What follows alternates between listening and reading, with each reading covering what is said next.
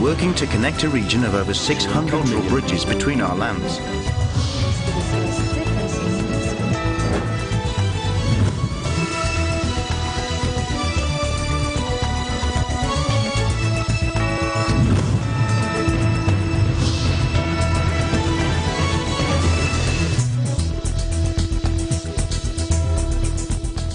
Hello and welcome to ASEAN in Focus. I'm Judith Romero delivering to you the latest news in and around the ASEAN region on today's headlines. At least 89 people are known to have died after flash floods and landslides tore through Indonesia's Papua region, with the toll expected to rise further as rescuers hunt for dozens still missing, the National Disaster Agency said Tuesday. ASEAN and Canada agreed to redouble efforts to strengthen the partnership during the 7th meeting of the ASEAN-Canada Joint Cooperation Committee. And catch a glimpse of Khao Yai, the third largest national park in Thailand.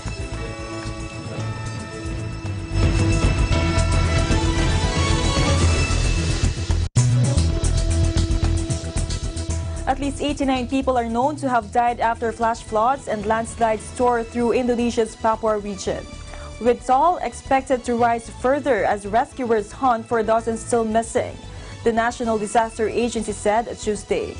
Scores have also been injured in the disaster triggered by torrential rain on Saturday, with some 6,800 people evacuated to temporary shelters. The military has taken up the grim task of putting mud-caked corpses into body bags, with the search hampered by mountains of debris including rocks and fallen trees. 74 people remain unaccounted for, while around 150 suffered broken bones, cuts, and other injuries. Many people are choosing to stay at shelters because they're still traumatized and scared of more flash floods. So some evacuation centers are packed, said the National Disaster Agency spokesman Sutopo Purwo Nugroho. The government has issued a 14-day state of emergency in Papua, which shares a border with independent Papua New Guinea on an island just north of Australia.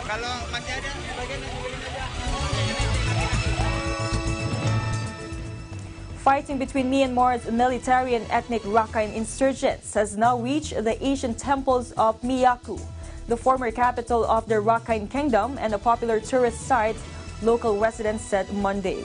Local historian Kim Than told media they've been hearing gunshots and heavy artillery fire since about 7:30 p.m., adding that she saw soldiers shooting from about 10 vehicles as they drove around town. She said they dare not to go outside and are hiding in their homes, and they do not want their ancient treasures destroyed in the fighting. Among the most vulnerable are some 600,000 Rohingya who remain in Rakhine without citizenship, restricted to either camps or their villages, fighting over the wick and rage around the town of Kyaktao, wounding 3 Rohingya, including 2 teenagers. One Rohingya man told media they are stuck in the middle and their injured villagers cannot go anywhere for treatment because of the situation. The military ramped up operations against the AA after the armed rebels launched a brazen attack on police posts in early January that killed 13 officers. The area is in strict lockdown and information is difficult to verify independently. On Saturday, AA insurgents ambushed a cargo ship on the Kaladan River, temporarily abducting the crew and setting the vessel on fire, the state-run Global New Light of Myanmar said. The rebels enjoy widespread support of many ethnic Rakhine who have felt marginalized for decades in one of the country's poorest states. The group has expanded its ranks since its formation in 2009 and is now believed to have several thousand recruits. It is feared the expected verdict on Tuesday in the trial of a popular Rakhine politician for alleged treason could be further flashpoint in Sittwe.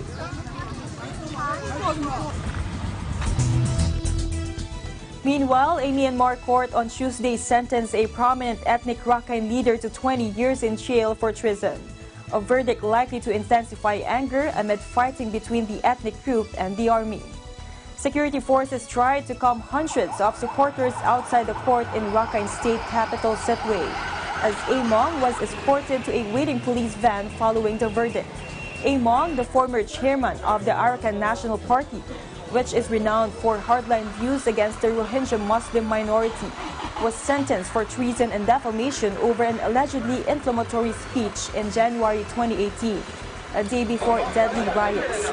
State-backed media at the time said he railed against the central government for treating the ethnic Rakhine as slaves and said it was the right time for the community to launch an armed struggle.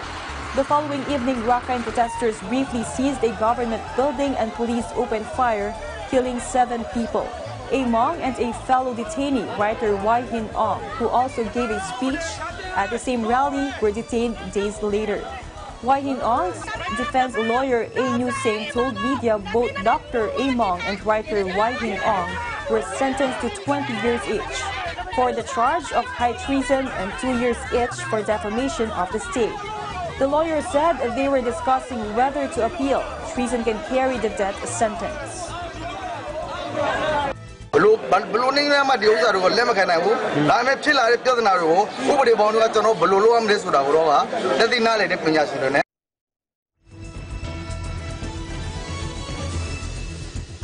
In other news, a Thai tycoon accused of poaching a black leopard was sentenced to 16 months in jail on other charges Tuesday, but allowed to go free pending an appeal, in a case that has caused an outcry in a country fed up with impunity for powerful figures. Construction magnate Premchai Karnasuta, whose company is behind major infrastructure projects, such as Bangkok's monorail and its airport, was arrested by rangers in a national park in February 2018. He and 3 others were detained after rangers stumbled upon their campsite and found guns and animal carcasses, including a cabbage pheasant, a red muntjac or barking deer, and the pelt of a black leopard. While Premchai was found not guilty of possessing a leopard carcass, he was convicted of 3 other poaching-related charges. The verdict handed out in a statement to reporters waiting at Tong Fa Phum courthouse said Premchai was sentenced altogether to 16 months. 2 others caught with him, his driver and cook, received lesser sentences, while his hunting guide was sentenced to 3 years and 5 months. A court official said the tycoon was immediately released on bail of 400,000 Thai baht, or $12,600, as he was not considered a flight risk. Thai courts sometimes grant bail immediately to a convicted person in the expectation they will appeal, and Premchai's lawyer later confirmed he would challenge the verdict. The sentence comes less than a week before a general election on March 24, the first poll since the junta seized power in 2014, vowing to expunge graft and uphold the rule of law. After Premchai's arrest, the striking images of the skinned leopard went viral, inspiring protests that saw demonstrators don black leopard masks, as well as the graffiti of the cat across city walls and a Change.org petition calling for an investigation. The park ranger who arrested the businessman and has been hailed as a hero in Thai media said he was satisfied with the conviction. วันนี้เราสามารถทวงความยุติธรรมนะครับให้กับเสือดำที่ตายไปนะครับก็ขอฝากขอนำเรียนพี่น้องชาวไทยทุกคนนะครับที่ติดตามคดีนี้นะครับที่หลายๆคนบอกว่าจะมีมวยล้มต้มคนดูหรือเปล่าหรือว่ากฎหมายจะเอื้อมมือไปถึงผู้ที่มีอำนาจทางการเงินไหมวันนี้ได้พิสูจน์แล้วครับศาลท่านได้ทำให้กระจ่างแล้วนะครับ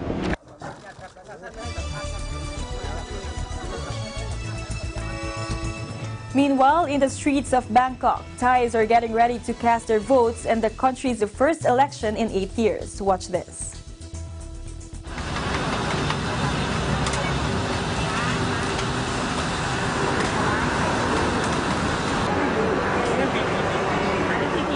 ที่สุดเลยคือ1ซื่อสัตย์รักสถาบันค่ะแล้วก็เห็นประชาชนจริงๆไม่ใช่แค่คำว่าเพื่อประชาชนแต่จริงๆแล้วคุณไม่ได้ทำเพื่อประชาชนโนเนมประวัติเราก็ไม่รู้อะไรอย่างเงี้ยเราก็ต้องศึกษาบ้างแต่ครั้งเนี้ยมันเสียอยู่อย่างหนึ่งคือประวัติสสแต่ละคนเนี่ยที่มาหน้าใหม่เนี่ยคือเราไม่รู้ไม่มีการแบบชี้แจงให้ดูว่าเราควรจะเลือกหรือไม่เลือกอะไรอย่างเงี้ยพอมันเว้นระยะเวลานานรู้สึกว่าก็อยากเลือกตั้ง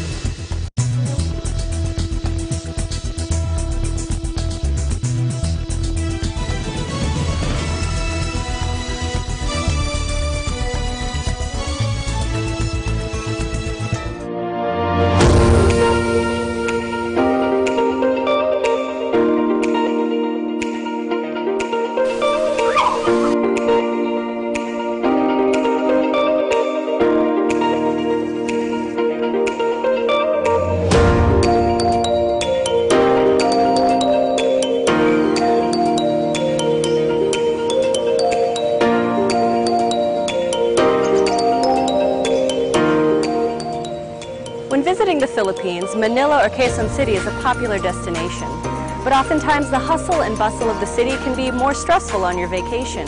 So when you feel the need to reconnect to nature or relax again, there's a beautiful oasis just outside of the city called the Garden at Ciudad de Victoria.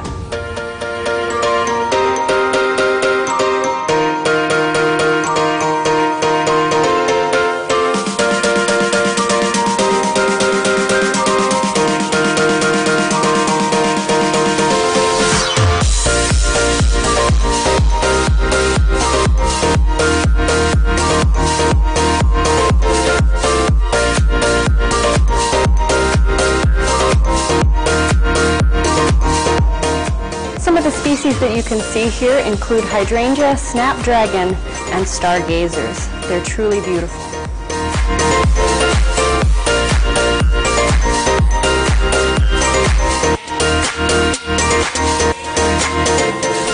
The gardens at Ciudad de Victoria are so peaceful, tranquil, and beautiful that it's become a haven for young couples and a very popular venue for engagement photos.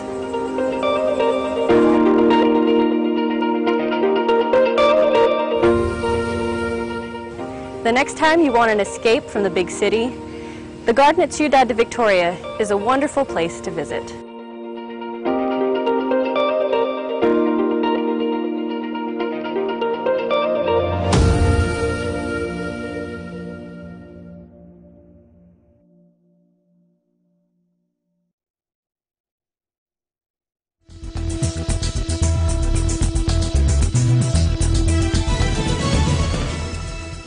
Welcome back. Brunei is among the least connected countries in the Southeast Asia, an index that measures trade flows showed. Based on data from the DHL Global Connectedness Index 2018 released recently, Xinhua News reported that Brunei came out as 7th most connected among the 10 member countries of the Association of Southeast Asian Nations. The Sultanate's Global Connectedness ranking of 79, however, is 2 notches higher than its 81st spot in 2015. The index in its 5th edition measures international flows of trade, capital information, and people. It also measures the current state of globalization. The index also shows that the Sultanate trails behind Singapore, which is ranked 2nd globally, Malaysia, which is the 12th in the global rankings, Thailand at 25th, Vietnam at 39th, Cambodia at 49th, and the Philippines at the 52nd. It's said that Southeast Asian countries benefit from linkages with wider Asia supply chain networks, as well as ASEAN policy initiatives promoting economic integration.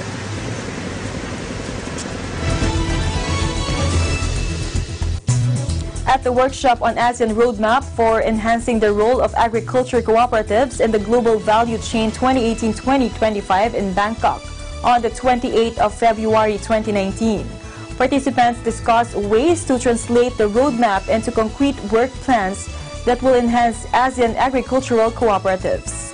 Organized by ASEAN Foundation, the workshop also aimed to harmonize national cooperative development with 4 pillars of the roadmap: institutional and capacity building, competitiveness, access to finance, and access to market. The workshop was attended by representatives from the ASEAN Sectoral Working Group, agricultural cooperative, development agencies, private sector, and representatives of farmers' organizations under the Medium-Term Cooperation Program with farmers' organizations in Asia and the Pacific Phase 2, supported by European Union and in the International Fund for Agricultural Development.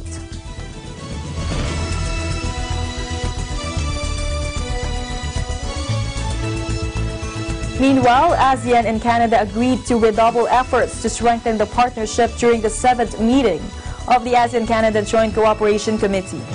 ASEAN and Canada emphasized the importance of deepening cooperation through regional programs and initiatives in the areas of cybersecurity, transnational crimes such as combating terrorism, violent extremism, and trafficking in persons, and connectivity including through innovative financing for infrastructure projects. Other areas of cooperation include trade facilitation, digital economy, women's empowerment, renewable energy, climate change, micro, small, and medium enterprises, mitigation of biological threats, disaster relief, and migrant workers. Both sides stressed their commitments towards strengthening international rules-based border, multilateral trading system, and discussed the possibility of an ASEAN-Canada free trade agreement in the future.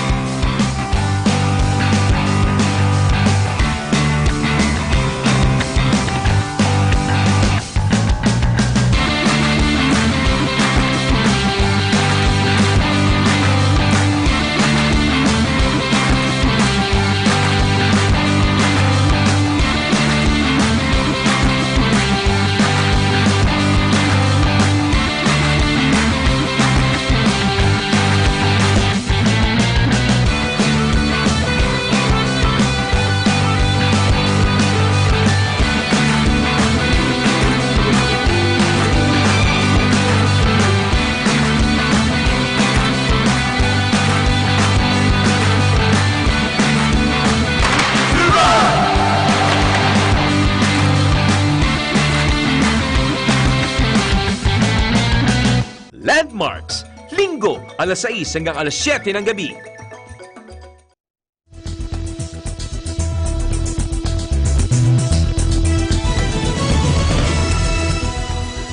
Welcome back. A campaign video was unveiled by the ASEAN Secretariat.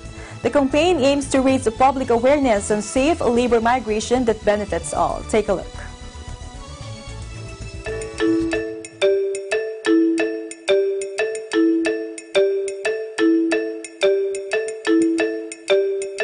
ASEAN is a dynamic region with over 635 million people and the 6th largest economy in the world.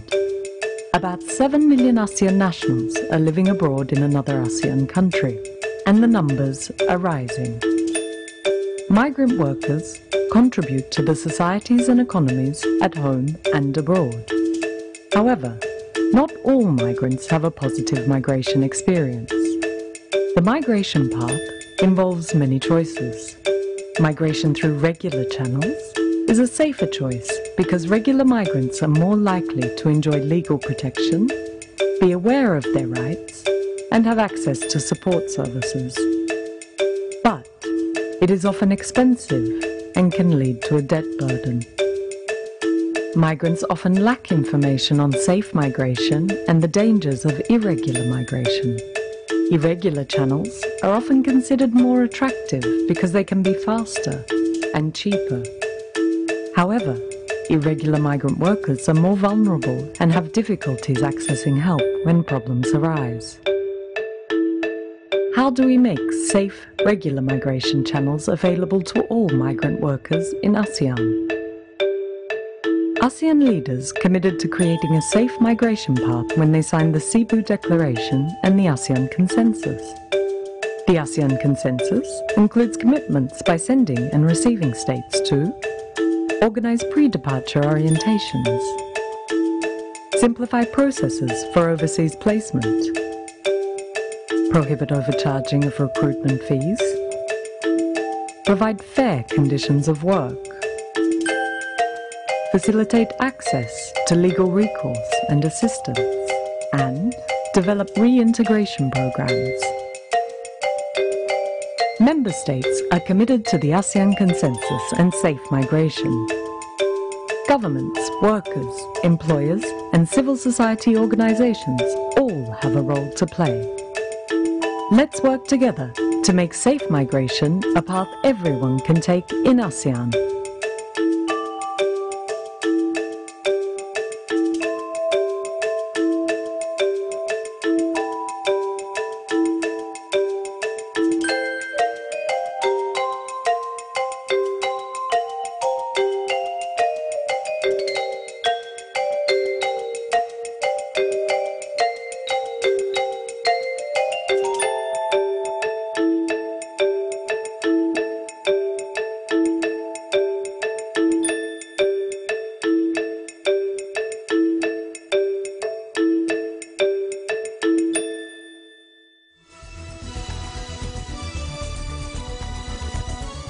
Khao Yai, which means big mountain, is the third largest natural park in Thailand. Here's more.